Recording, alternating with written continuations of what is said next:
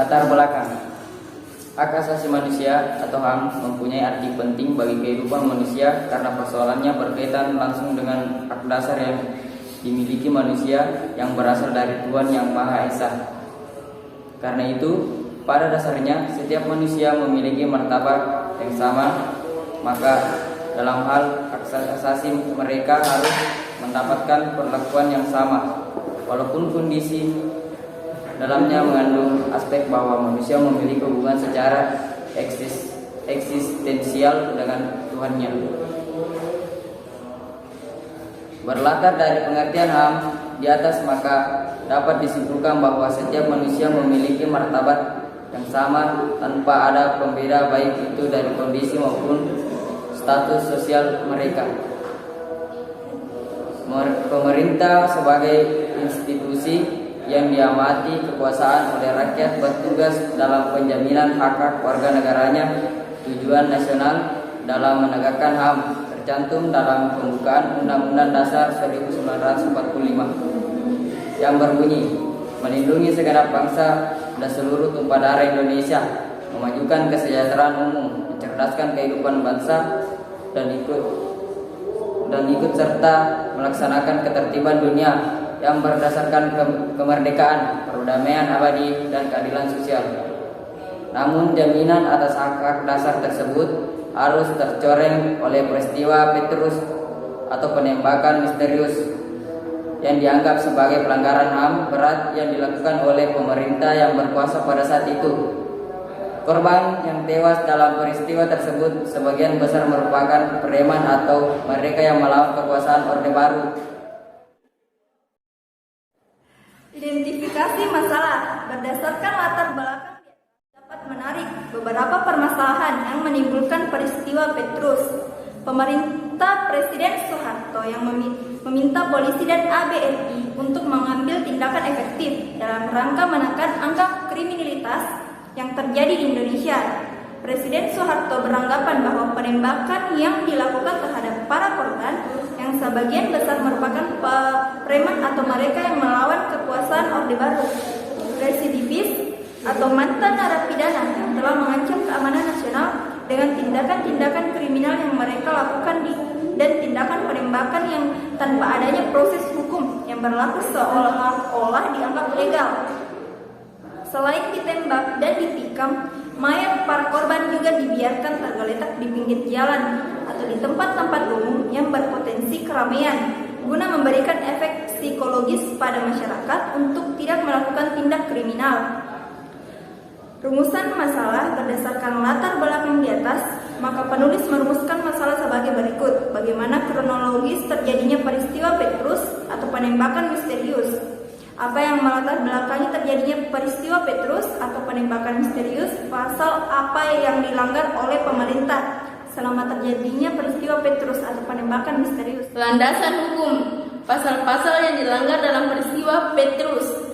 Pasal 338 KUHP tentang pembunuhan. Barang siapa dengan sengaja merampas nyawa orang lain yang diancam karena pembunuhan dengan pidana penjara paling lama 15 tahun. Pasal 340 KUHP tentang pembunuhan. Barang siapa dengan sengaja dan dengan rencana terlebih dahulu merampas nyawa orang lain diancam karena pembunuhan dengan rencana dengan pidana mati atau pidana penjara seumur hidup atau selama waktu tertentu, paling lama 20 tahun. Pasal 344 KUHP tentang pembunuhan. Barang siapa merampas nyawa orang lain atas permintaan orang itu sendiri yang jelas dinyatakan dengan kesungguhan hati, diancam dengan pidana penjara paling lama 12 tahun. Pasal 9 Undang-Undang Nomor 26 Tahun 2000 tentang Pengadilan HAM.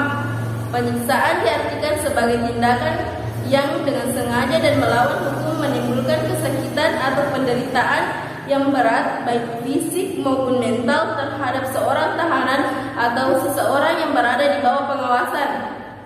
Pasal 354 KUHP tentang penganiayaan. 1. Barang siapa sengaja melukai berat orang lain diancam karena melakukan penganiayaan berat dengan pidana penjara paling lama 8 tahun. Jika perbuatan itu mengakibatkan kematian kemudian yang bersalah diancam dengan pidana penjara paling lama 10 tahun. Pasal 355 KUHP tentang penganiayaan. 1. Penganiayaan berat yang dilakukan dengan rencana terlebih dahulu diancam dengan pidana penjara paling lama 12 tahun. 2. Jika perbuatan itu mengakibatkan kematian, yang bersalah diancam dengan pidana penjara paling lama 15 tahun. Teori tentang HAM. Menurut Undang-Undang Nomor 39 Tahun 1999 tentang Hak Asasi Manusia Pasal 1, bahwa hak asasi manusia adalah seperangkat hak yang melekat pada hakikat keberadaan manusia sebagai makhluk Tuhan yang Maha Esa. Hak itu merupakan anugerahnya yang wajib dihormati, dijunjung tinggi, dan dilindungi oleh negara, hukum, pemerintah, dan setiap orang demi kehormatan serta perlindungan harkat dan martabat manusia. Dalam bagian pendekatan dan substansi tentang hak asasi manusia dijelaskan bahwa hak asasi manusia adalah hak dasar yang melekat pada diri manusia yang bersifat kodrati dan universal sebagai karunia Tuhan yang Maha Esa dan berfungsi untuk menjamin kelangsungan hidup, kemerdekaan, perkembangan manusia dan masyarakat yang tidak boleh diabaikan, dirampas atau diganggu gugat oleh siapapun. Dalam konteks HAM, peristiwa Petrus ini masuk ke dalam kategori pelanggaran hak asasi manusia yang berat, sebagaimana yang dimaksud dalam penjelasan dalam Undang-Undang Nomor 39 Tahun 1999 tentang hak asasi manusia dalam pasal 104 ayat 1 yang dimaksud dengan pelanggaran hak asasi manusia yang berat adalah pembunuhan massal, pembunuhan sewenang-wenang atau di luar putusan pengadilan, penyiksaan, penghilangan orang secara paksa, perbudakan atau diskriminasi yang dilakukan secara sistematis. Analisis kasus. Kronologi kasus penembakan misterius atau sering disingkat Petrus, Operasi Klurit, adalah suatu operasi rahasia dari pemerintahan Soeharto pada tahun 1980-an untuk menanggulangi tingkat kejahatan yang begitu tinggi pada saat itu. Operasi ini secara umum adalah operasi penangkapan dan pembunuhan terhadap orang-orang yang dianggap mengganggu keamanan dan ketentraman masyarakat khususnya di Jakarta dan Jawa Tengah. Pelakunya tak jelas dan tak pernah tertangkap, karena itu muncul istilah Petrus, penembakan misterius. Petrus berawal dari operasi penanggulangan kejahatan di Jakarta.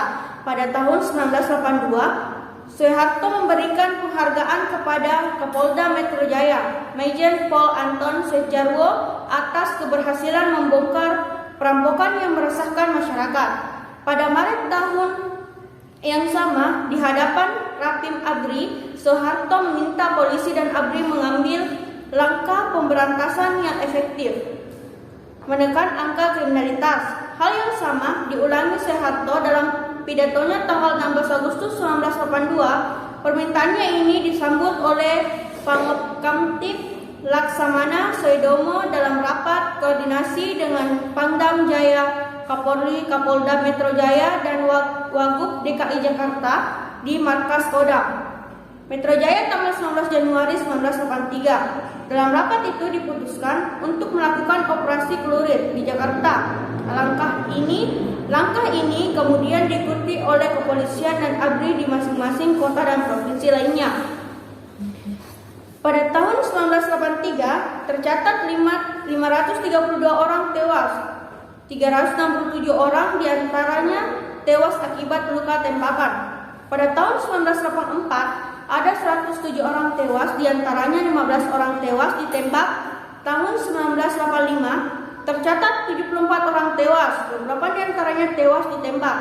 Para korban Petrus sendiri saat ditemukan masyarakat dalam kondisi tangan dan lehernya terikat. Kebanyakan korban juga dimasukkan ke dalam karung yang ditinggal di pinggir jalan. Di depan rumah dibuang ke sungai laut, hutan, dan kebun. Pola pengambilan para korban kebanyakan diculik oleh orang tak dikenal dan dijemput aparat keamanan. Petrus pertama kali dilancarkan di Yogyakarta dan diakui terus terang M. Hasbi yang pada saat itu menjabat sebagai Komandan Kodim 0734 sebagai operasi pembersihan para gali.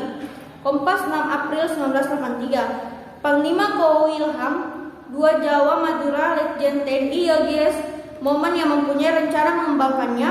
Kompas 30 April 1983, akhirnya gebrakan itu dilanjutkan di berbagai kota lain, hanya saja dilaksanakan secara tertutup. Menurut Bati, salah seorang target yang selamat, mereka yang melawan langsung ditembak di tempat. Di berbagai tempat orang menemukan mayat dan dengan luka tembak pada pagi hari, sebagian besar bertato. Ketakutan pun menyebar hingga 1985. Dari para tentara dan polisi yang ia kenal akrab, Bati Meliono tahu ia masuk sasaran tembak. Sejak itu ia tak lagi tidur di rumah sendiri. Ia menghabiskan malam di langit-langit rumah tetangga. Belakangan dari kota kediamannya Semarang, Bati ke Jakarta menghadap orang yang ia sebut sebagai number one, yakni Ali Mertopo. Tokoh operasi khusus ini ketika itu telah menjadi wakil ketua Dewan Pertimbangan Agung. Bati menganggap Ali Mertopo atau patron para preman yang ia pimpin. Ali Mertopo memberinya selembar surat jaminan tak akan ditembak.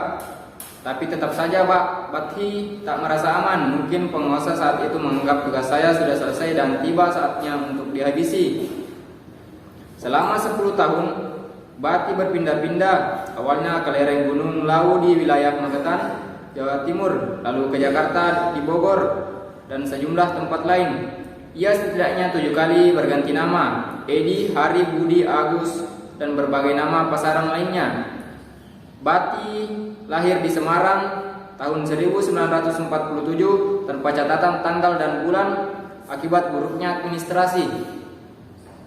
Ia mandek di kelas 2 Sekolah Menengah Pertama Taman Siswa Semarang pada tahun 1968. Ia terlibat pembunuhan di Semarang, katanya bukan bermotif perampokan. Bati diganjar hukuman penjara hingga 1970 dan keluar dari penjara. Ia direkrut oleh golongan karya menjadi anggota tim panggalan monoloyalitas Serikat Buruh Terminal dan Parkir Kota Madya Semarang. Ketika itu Orde Baru gencar melembagakan monoloyalitas pada semua elemen masyarakat.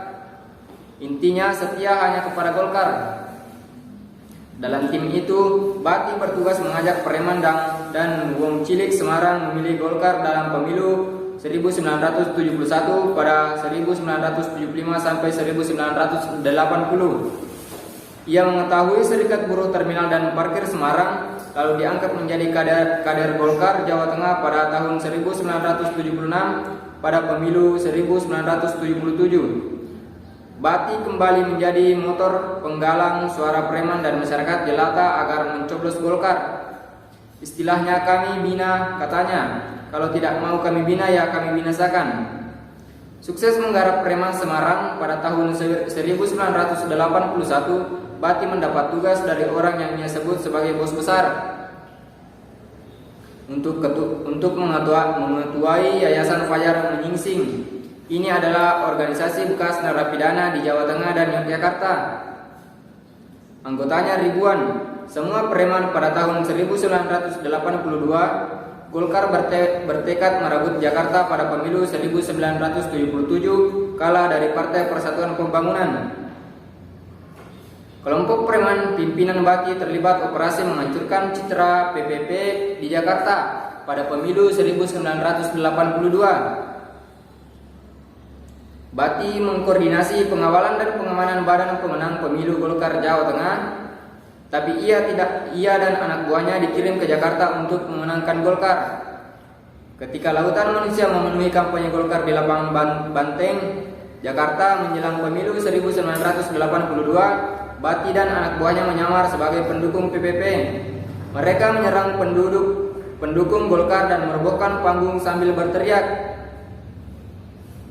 Sejumlah kendaraan dibakar. Mereka berangkat naik bus berkaos PPP tapi terbungkus rapat jaket Golkar. Sesampai di lapangan, mereka melepas jaket sehingga tinggal kaos PPP yang tampak. Sudah kami siapkan mana mobil yang dibakar, mana yang tidak, kata Bati. Alhasil pada pemilu 1982, suara PPP di Jakarta tumbang oleh Golkar. Kontras pernah menginvestigasi kasus ini pada 2002 dengan menghadirkan sejumlah saksi dan korban. Selamat setahun kemudian, Komnas HAM meneliti kasus ini tapi mandek di tengah jalan. Kini terkini Petrus kembali menjadi target Komnas HAM untuk diungkap dengan membentuk tim ad hoc pada akhir Februari lalu. Tim itu telah mengundang sejumlah keluarga korban. Ketua Komnas HAM Ifdal Kasim mengatakan Petrus adalah kejahatan kemanusiaan. Penjahat pun harus tetap dihormati hak hukumnya. Mereka tidak boleh asal ditembak, katanya. Kontras mencatat korban tewas Petrus di seluruh Indonesia pada 1983 berjumlah 532 orang. Pada 1984 sebanyak 107 orang dan pada 1985 sebanyak 74 orang. Analisis kasus dilihat dari pemaparan kronologis di atas, dapat disimpulkan bahwa Petrus adalah gagasan Soeharto. Hal ini merujuk pengakuan Soeharto dalam autobiografi Soeharto, pikiran, ucapan dan tindakan saya. Tindakan tegas bagaimana? Ya, harus dengan kekerasan. Tetapi kekerasan itu bukan lantas dengan tembakan dor-dor begitu saja. Bukan, yang melawan mau tidak mau harus ditembak. Karena melawan mereka ditembak. Lalu ada yang tinggalkan begitu saja. Itu untuk terapi goncangan. Ini supaya orang banyak mengerti bahwa terhadap perbuatan jahat masih ada yang bisa bertindak dan mengatasinya. Tindakan itu dilakukan supaya bisa menumpas semua kejahatan yang sudah melampaui batas kemanusiaan itu. Maka kemudian meredalah kejahatan-kejahatan yang menjijikan itu. Selain Soeharto, orang yang harus bertanggung jawab adalah Sudogo dan mantan Panglima ABRI, Pangkopkamtib Jenderal LB Murdani. Dalam kasus Petrus terdapat 3 pedoman pokok mengenai pelanggaran HAM atau kejahatan kemanusiaan yang dilakukan oleh Presiden Soeharto, yaitu pertama, Undang-Undang Nomor 26 Tahun 2000 tentang Pengadilan HAM pada pasal 42 ayat 2 huruf A dan B untuk pasal 9 huruf A menjabarkan beberapa unsur-unsur penting bahwa seorang atasan polisi mampu bertanggung jawab secara pidana, yang mempunyai jawaban, mempunyai kekuasaan untuk melakukan pengadilan efektif, tidak melakukan pengadilan terhadap bawahannya secara patut dan benar. 3. Mengatur atau secara sadar mengabaikan informasi yang jelas menunjukkan bahwa bawahan sedang melakukan atau baru saja melakukan pelanggaran HAM yang berat. 4. Tidak mengambil tindakan yang lain dan diperlukan dalam ruang lingkup kewenangannya untuk mencegah atau menghentikan perbuatan tersebut atau menyerahkan pelakunya kepada pejabat yang berwenang untuk dilakukan penyidikan dan penuntutan. 5.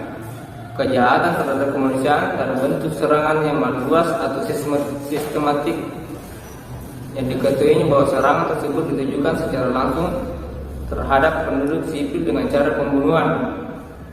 Kedua, pasal 340 KUHP tentang pembunuhan berencana, bahwa barang siapa dengan sengaja dengan direncanakan terlebih dahulu merampas nyawa orang lain sehingga unsur perbuatan yang memenuhi rumus delik dari pasal ini adalah perbuatan dengan sengaja direncanakan terlebih dahulu dan merampas nyawa orang lain. Ketiga, ketentuan pasal 42 ayat 2 huruf A dan B di pasal 7 huruf B, pasal 9 huruf E Undang-Undang Nomor 26 Tahun 2000 tentang Pengadilan HAM, juga pasal 354 dan 355 KUHP tentang penganiayaan berat dan perencanaan penganiayaan berat yang berakhir pada kematian. Hal ini didasarkan pada keterangan saksi bahwa pada mayat korban ditemukan terdapat bekas jeratan di leher seperti dijerat oleh plat besi dan tinta penganiayaan lainnya. Substansi tuntutan yang ada pada kedua pasal ini adalah tindakan kekerasan, penyiksaan keji, pembunuhan dan perampasan kemerdekaan terhadap korban. Dengan demikian, uraian pasal-pasal ini bermuara pada satu definisi bahwa secara konstekstual tindakan aparat kepolisian dalam kasus ini merupakan bentuk kejahatan terhadap kemanusiaan.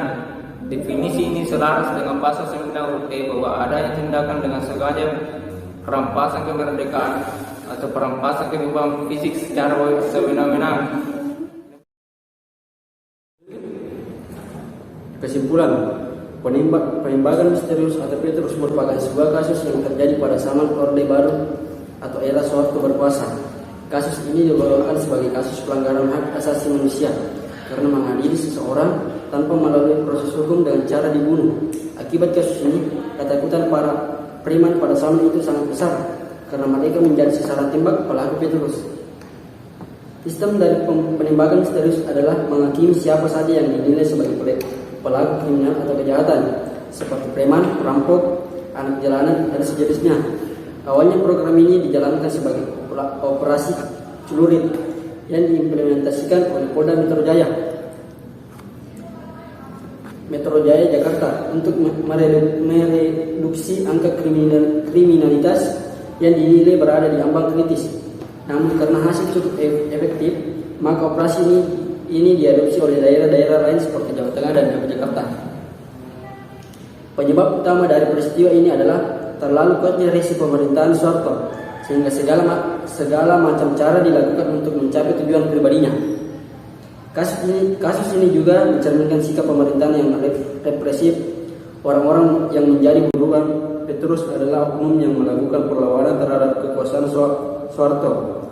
Ironisnya, salah satu saksi hidup menyebutkan bahwa oknum tersebut dulunya pernah dimanfaatkan oleh Soeharto. Selama kampanye pemilu tahun 1982, banyak yang mengindikasikan kasus ini dilakukan oleh aparat keamanan. Banyak yang berpendapat bahwa Soeharto melakukan strategi ini untuk meneror siapa saja yang menentang kekuasaannya. Di samping itu, peran lembaga yudikatif seolah berada di bawah kontrol penguasa, sehingga kasus ini belum tuntas sampai sekarang. Adapun materi yang kami paparkan berdasarkan sumber Wikipedia, penembak misterius, Lita DM, Kidung Gugat, sasaran tembak, Hukum Kompasiana.com 2013-08 tentang pengadilan HAM Abim Pura, Janan Malik, pengertian dan pelanggaran HAM berat, Muhammad Acor, penembak misterius, Sejarah Kompasiana.com 2011-12-02 penembakan misterius bukti, sikap represif rezim Soeharto.